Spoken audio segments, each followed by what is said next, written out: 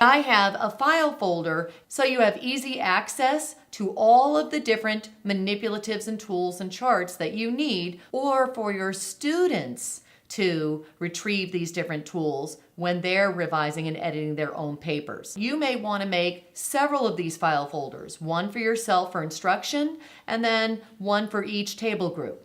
Let's go ahead and walk through how to put this together. You will need a file folder, and there needs to be at least 7 pockets in that file folder. You can find these file folders at any office supply store. They usually have comb binding, and you can just flip through and you have all of these different pockets in your file folder.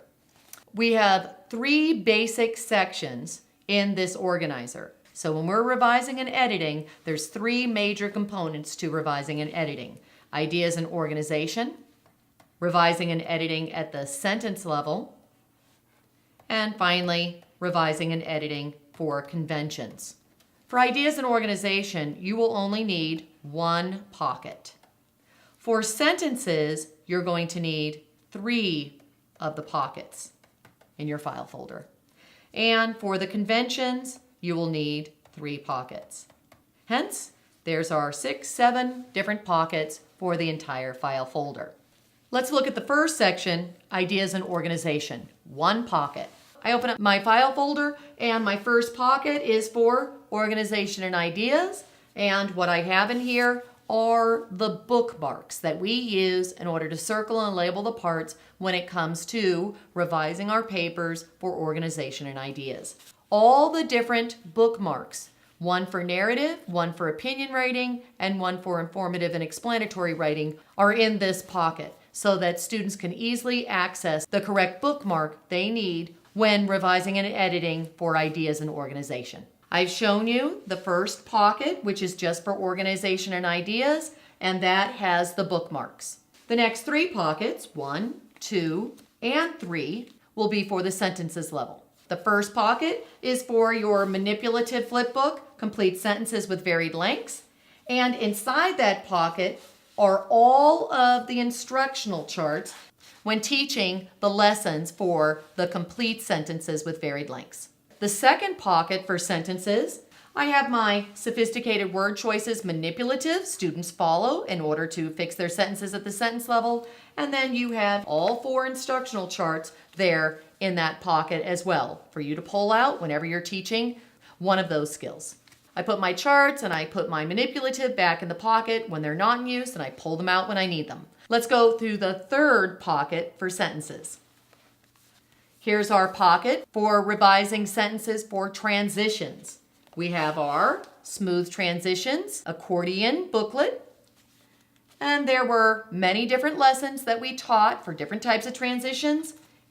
Hence, a teaching chart for each one of those transitions when you teach those lessons. When you're teaching the lesson, you pull out the chart to follow, and then you can put it back in the pocket. And the manipulative is here for them to use when they're adding transitions to their writing for revisions. The last 3 pockets in this packet are for conventions. I made a verb tenses chart that I put in a verb tense pocket. Flip the page. For conventions for subject-verb agreement, I have that chart as well. And finally, for the spelling corrections, I have that chart. On the back of each one of these conventions chart, I also Xeroxed off the sample lesson and the steps in order to teach the verb tenses, sample lesson on the back so I can follow the steps when I'm using this chart, subject-verb agreement, and also my sample lesson on the back of my spelling so I can follow those steps when I'm using this chart. Here are all the tools that you need in one place so that you can grab your packet, you can open up to whatever section that you're working on, grab the tool, grab the teaching chart, and then easily file it back in.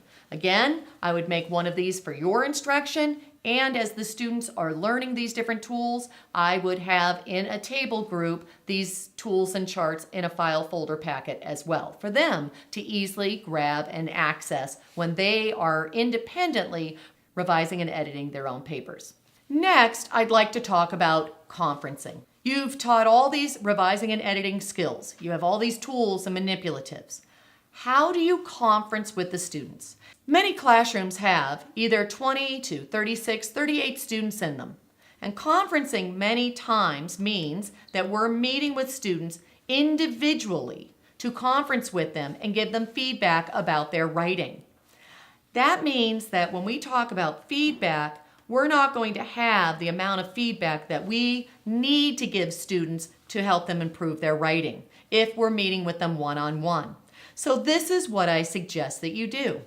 When students have finished writing their whole paper, whether it's a paragraph or whether they're writing multiple paragraphs, whatever it may be, and you collect their paper, go back to how we organize revising and editing. Go through all their papers and check to see, do they have proper organization and do they have all the ideas they need in their paper?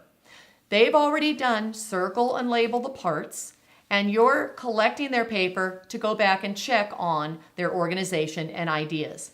Students who need more feedback and need help with organization and ideas, whether it's just learning how to circle, label, identify, add those certain elements, or organize those elements in their paper, they can be grouped. So you're correcting all your kids' papers, and maybe as you first start just correcting papers, you're only looking at ideas and organization. And you notice, oh, I have about 10 or 12 kids who are having difficulty with the ideas and organization. I meet with them in a small group, and together we take out our bookmark and we walk through, circling, labeling the parts, and identifying what they need for that specific type of writing. We're in a small group format for revising and editing when it comes to conferencing. When my class is getting pretty good at ideas and organization, then I start teaching at the sentence level all of those different skills that I had shown you for sentences, whether it's complete sentences, sophisticated sentences, transitioning between sentences. We're looking at all those different skills. And when I have finished work from my students and I'm going through and correcting their papers, I will start to sort into piles students that need work for specific skills when it comes to sentences. So I may have a small group that's meeting with me just to work on complete sentences. I may have a small group that's working with me so that we can add at the word choice level those adjectives, powerful verbs, using the sophisticated word choice manipulative. Or I may have students who are ready to work with transitions, a higher level of group of kids who I want to meet with and give feedback where they can start adding transitions to their writing.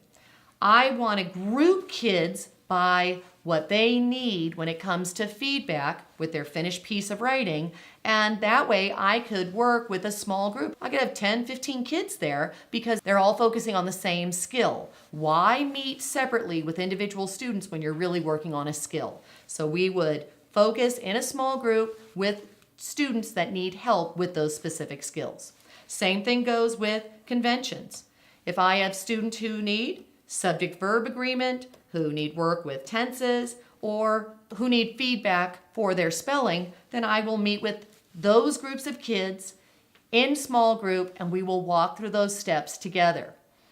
This is a way for you to eliminate all of that one-on-one feedback because we just don't have time for it. So many times when we're meeting one-on-one, we have difficulty with the behavior of the rest of our students. So now I'm trying to conference with kids. I'm trying to get through the conferencing. And when you have so many kids, you don't get enough feedback with each child individually. So instead of looking at it as each individual child, look at it as here is a skill. These children need to work on the skill. I meet with them in small group.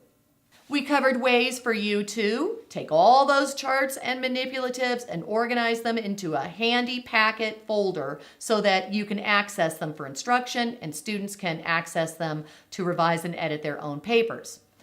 And I've also talked to you about a way to give feedback once they have their papers all written and to change how you conference from one-on-one conferencing with individual students to actually meeting them in small groups focusing on a skill that that particular group of children need in order to improve their writing.